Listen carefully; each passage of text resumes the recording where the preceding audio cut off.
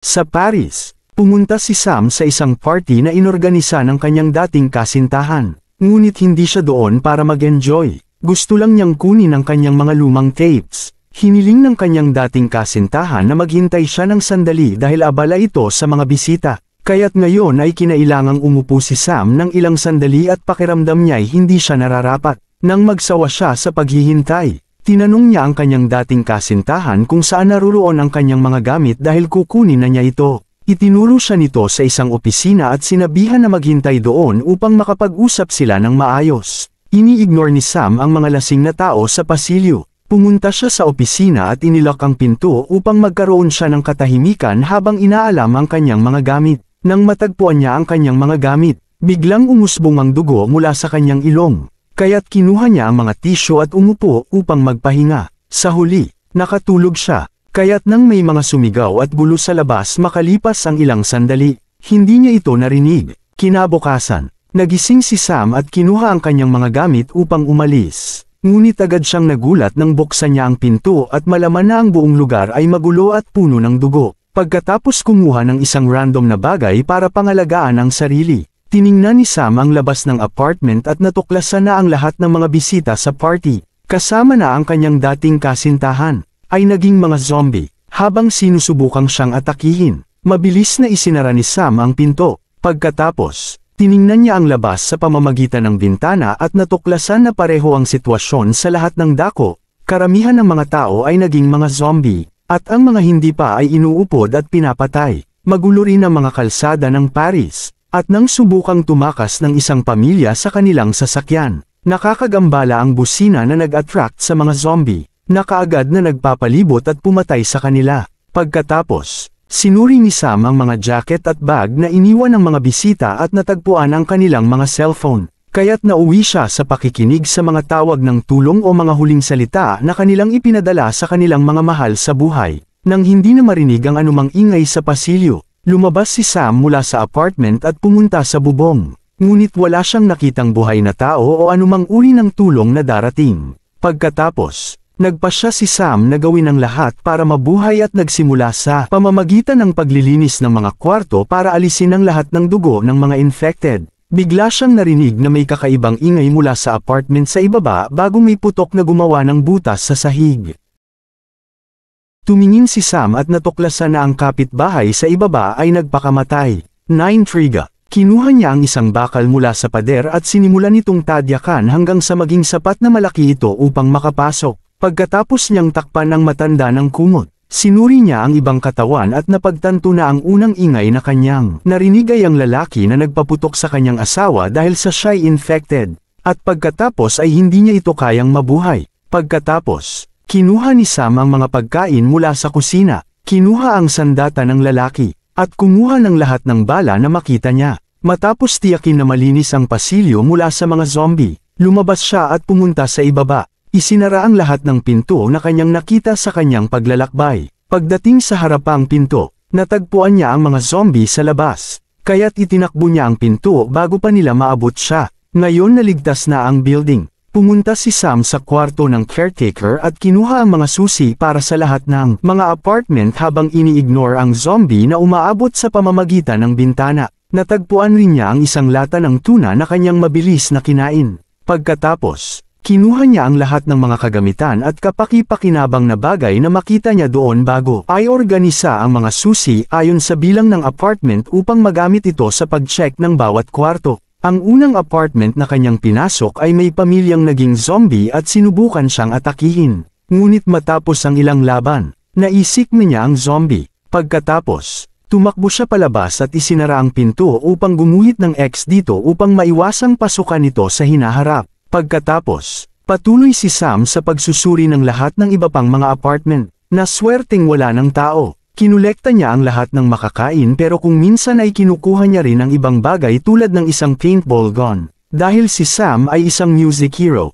masaya siyang natagpuan ng isang MP3 player, ilang lumang cassette, at kahit mga drums. Matapos ang lahat ng mga apartment at may maskara na para sa kanyang mukha, si Sam ay naglilinis na lamang bago gulatin ang biglang paggalaw ng elevator, na nagpakita ng isang zombie sa loob. Dahil hindi ito naghahanapang gahasain, hindi niya ito pinatay. Sa halip, itinali niya ang bakal na gate gamit ang sinturon upang pigilan ito na makatakas. Kinagabihan, kumakain si Sam habang nakikinig sa kanyang mga lumang tapes, na nagdadala ng maraming magagandang alaala. Kinabukasan, pinanood ni Sam ang mga zombies sa labas ng ilang sandali bago iayos ang lahat ng mga pagkain na kanyang nakuha. Itinakda ito ng maayos at ginawa ang talaan sa isang notebook. Ginamit din niya ang dumi sa isang bintana upang gumuhit ng isang grid at simulan ng pagbilang ng mga araw.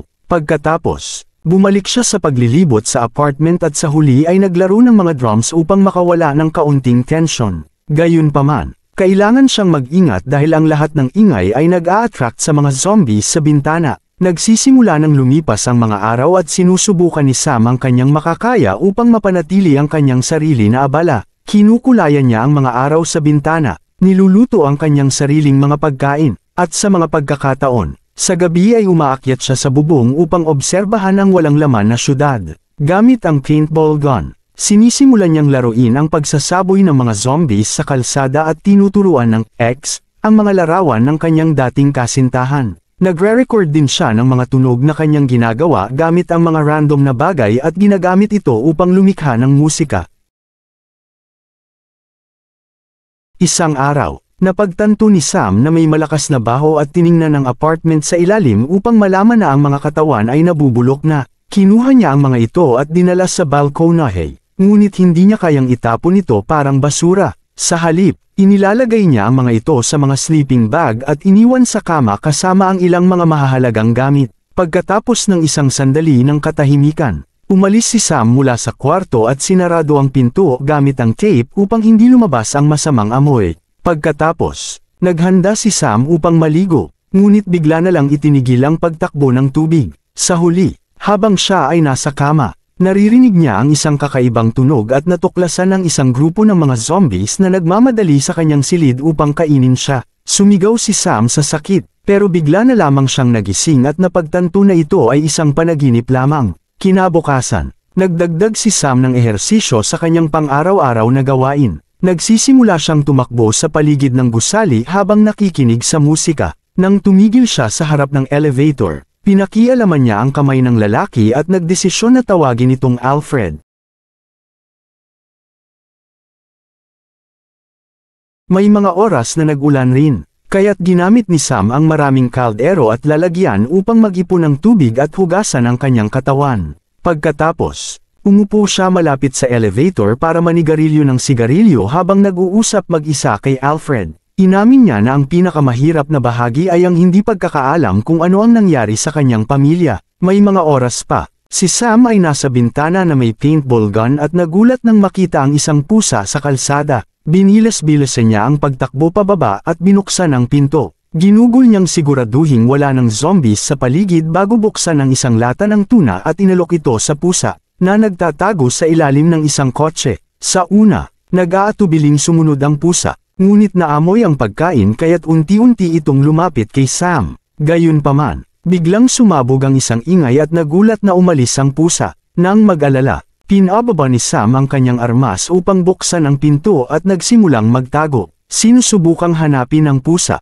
nanatili siyang nakatago sa likod ng mga sasakyan. Ngunit nakita pa rin siya ng isang zombie at lumapit ito sa kanya. Agad na pumasok si Sam sa sasakyan at tinadyakan ng zombie palabas sa bintana. Ngunit napagtanto niyang may isa pang zombie na papalapit. Sa mabilis na galaw, pumunta si Sam sa likod ng upuan at tumakas sa pinto ng pasahero. Pagkatapos ay tumakbo pabalik sa gusali at isinara ang pinto bago mahuli siya ng mga zombies. Nang makabalik si Sam sa apartment, tiningnan niya sa bintana at napansin na ang pusa ay kasama na lamang sa mga zombies. Kaya't binaril niya ito. Pagkatapos ay lumingon siya at nakita ang dugo sa sahig, na nagpahiwatig sa kanya na nasugatan ang kanyang binti ng zombie sa sasakyan. Pagkatapos malinisan ang sugat, umupo siya sa harap ng salamin na may hawak na armas. Walang mga palatandaan ng pagbabago, ngunit hindi siya makasiguro kung siya ay infected, kaya't iniayos niya ang armas sa tamang posisyon para sa self-delete kung kinakailangan.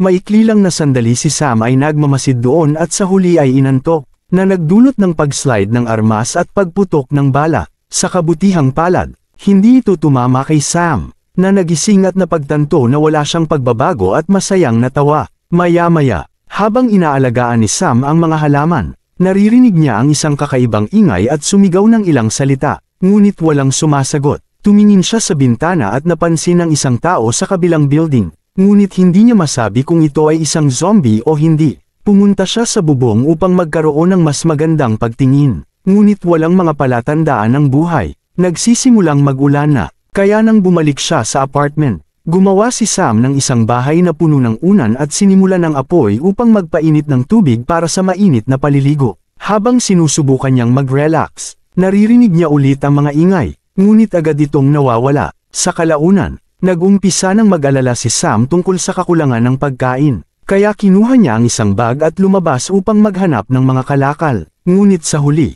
ito ay naging kanyang imahinasyon lamang, dahil hindi siya naglakas loob na umalis. Dahil sa kanyang sobrang pangungulila, nagsimula si Sam na uminom at isang hapon, sumigaw siya kay Alfred. Sinabi kung paano niya hindi nakita ang anumang zombies sa mga nakaraang araw, at kung paano sila parehong nag-iisa ngayon. Aksidenteng nagtapon ng alak si Sam kay Alfred, na nagsimulang umuga ng pinto at nagdulot ng mas matinding pagmumura ni Sam. Sa galit dahil sa kanyang kalagayan, itinapon niya ang bote sa pader at tumakbo pabalik sa apartment. Sa sobrang desperasyon na hindi maging nag-iisa, muling nagpatugtog si Sam ng mga drums, at ang ingay ay nagdulot ng pagbabalik ng mga zombies na nagtipon sa labas ng bintana upang abutin ang nag-uusisero na si Sam. Pagkatapos, humingi ng paumanhin si Sam kay Alfred para sa lahat ng mga bagay na kanyang sinabi.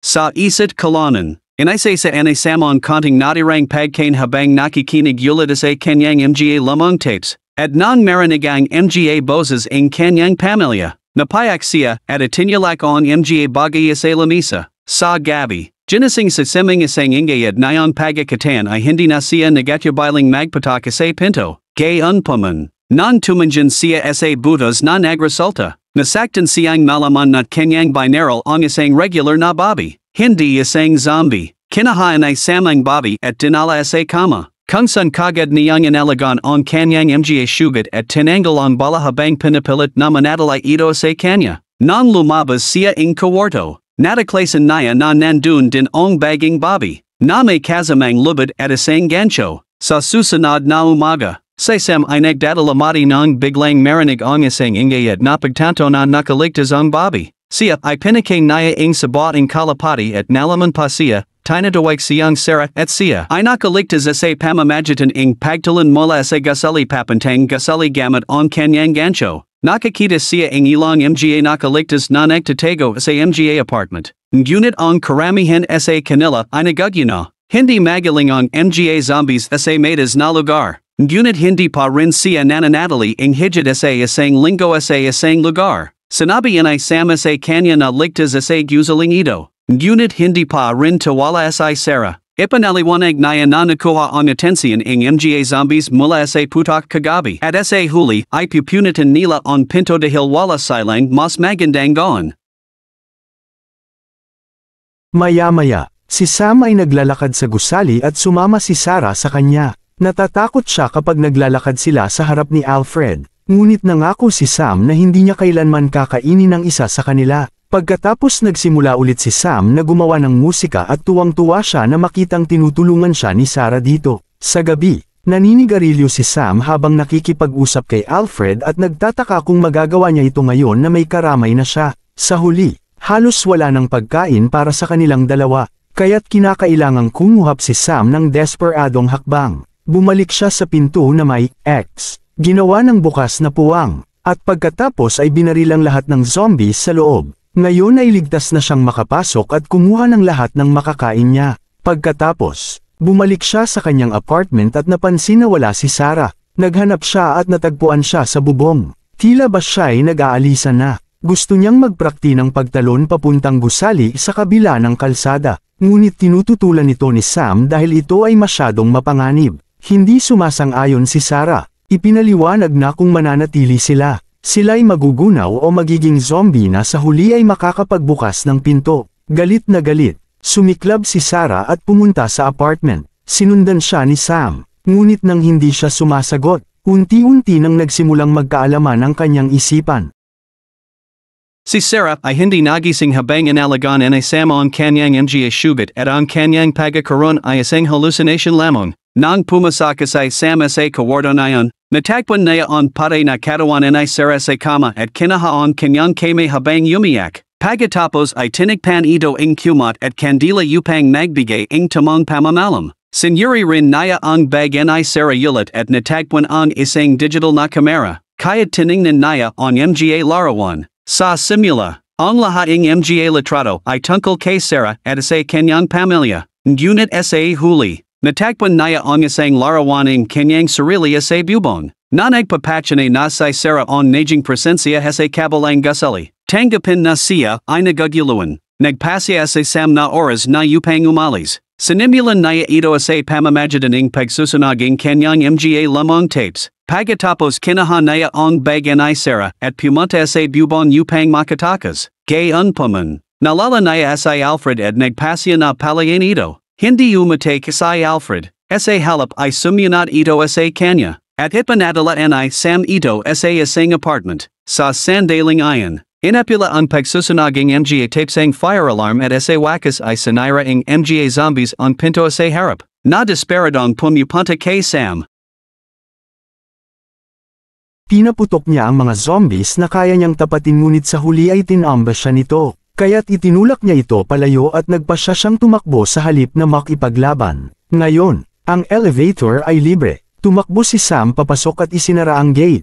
Hindi pinapansin ng mga kamay na sumusubok na hawakan siya. Pagkatapos, si Sam ay nagsimulang umakyat sa elevator shaft at tumakbo patungo sa isang walang laman na apartment. Ngunit may isang zombie na sumunod sa kanya doon. Hinawakan ni Sam ang mga kurtina at sinakop ang zombie, na siyang nagbibigay distract dito. Gayunpaman, nang subukan niyang umalis, aksidenteng nabangga niya ang ilang mga bagay sa sahig at nag-alarmo sa zombie ng kanyang lokasyon. Agad na kumilos si Sam sa pamamagitan ng ilang beses sa zombie at inilagay ang isang couch sa itaas nito upang hulihin ito. Pagkatapos, umakyat si Sam sa couch na yon at dumaan sa butas para bumalik sa kanyang apartment. Napuno ng usok, marami rin mga zombie sa paligid, ngunit ang usok ay nagbigay daan kay Sam na dahan-daang maglakad ng hindi napapansin. Sa huli, nakarating siya sa bubong at ginamit ang gancho ni Sarah upang itapon ang lubid papuntang kabilang gusali. May isang zombie na sumusunod sa kanya,